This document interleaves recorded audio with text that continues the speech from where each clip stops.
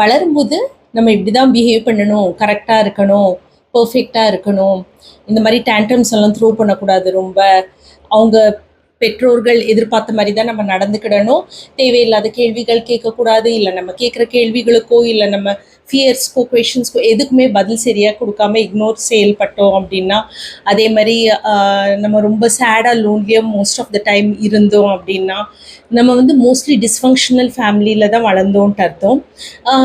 இதில் என்ன ஒரு வருத்தமான விஷயம் என்னன்னா, நம்ம அடல்ட்ஸாக வளர்ந்தோன்னே நம்ம பார்ட்னருக்கோ இல்லை ஃப்ரெண்டுக்கோ இல்லை நம்ம குழந்தைகளுக்கோ நம்ம இதே பேட்டர்னை தான் நம்ம வந்து ரிப்பீட் பண்ணுவோம். நம்ம என்ன அனுபவிச்சோமோ அதே பேட்டர்னை வந்து நம்ம ரிப்பீட் பண்ணுவோம். ஃபஸ்ட்டு நம்ம ரியலைஸ் பண்ண வேண்டியது, என்னோட பிஹேவியர், என்னோட விதம் ஆஃப் ஹேண்ட்லிங் திஸ் பிஹேவியர் வந்து கரெக்டாக இல்லை அப்படிங்கிறத ரியலைஸ் பண்ணணும்.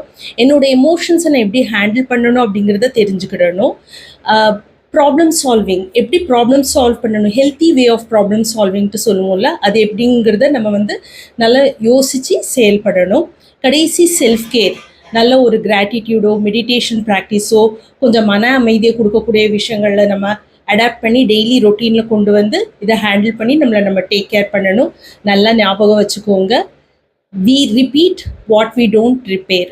நம்ம பேட்டர்ன்லேருந்து கொஞ்சம் பிரேக் பண்ணி வெளியில் வந்து நல்ல ஒரு ஹெல்த்தியர் ரிலேஷன்ஷிப், ஹெல்த்தி லைஃப் ஸ்டைலை லீட் பண்ணுங்கள். நான் விஜய் பிரியா, உங்கள் counsellor, life coach. Thank you, by.